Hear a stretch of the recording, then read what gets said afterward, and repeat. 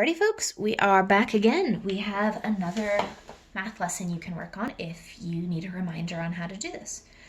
If you're looking at this math lesson and it's something you have never done before, this is probably a good choice for someone who has already done addition and subtraction with decimals and who knows at least some of their multiplication tables or can count up to them by skip counting. If you aren't quite there yet, feel free to watch this lesson just to see things, but it might not be one you're ready to follow up on yet.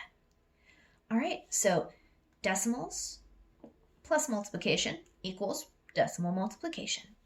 We're going to try what is 3/10 times 5. So 3/10 set out 5 times. We're going to use our board for this first one. All right, 3/10 once, 3/10 twice. I forgot to dot one of my I's. 3/10 3 times. 3/10 4 times. 3/10 5 times.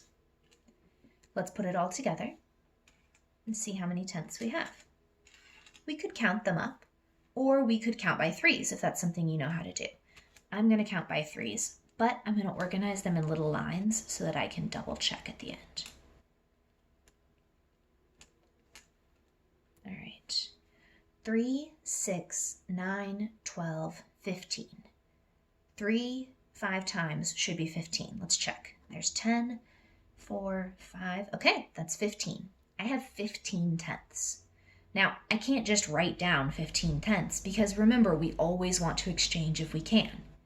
It takes 10 tenths to make one whole, so I can take the 10 tenths that I have right here and trade them in for one whole, which means that my answer is 1 and 5 tenths. 5 tenths, bring the decimal point down, 1 and 5 tenths. 15 tenths is also true, but it's more correct, it's more exact if we can say 1 and 5 tenths. Let's try one that's a little more challenging. Let's try 2 and 43 hundredths times 4. Now, I'm going to remind you of how to do this one just on paper for those of you who are ready for that. If you don't feel ready for that, if you're still feeling good working on the board, you can do this one on the board too. You can absolutely do it step by step. And if you're not sure if when you do it, it feels like you got it right, do it with the pieces because that's a good way to check yourself. So we're going to say we're making 2 and 43 hundredths 4 times. So first we're going to do the 3 hundredths 4 times. 3 times 4 is 12. 10 of those are going to get traded in, so we're going to put them up there. 4 tenths times 4. 4 times 4 is 16. We have one more that we traded ourselves in, so 16 plus 1 is 17. 17. 10 of them got traded in for a unit. 4 times 2 is 8. 8 units plus 1 unit is 9 units. This says 972 right now. 972 makes no sense. 2 and a bit more times 4 is definitely not going to be 972. The decimal point needs to come straight down. If you ever think, I'm not quite sure where to put the decimal point, ask yourself what makes sense. Cover up all your decimal stuff and just look at your whole number. 2 times 4 is 8. So your answer should be somewhere around 8.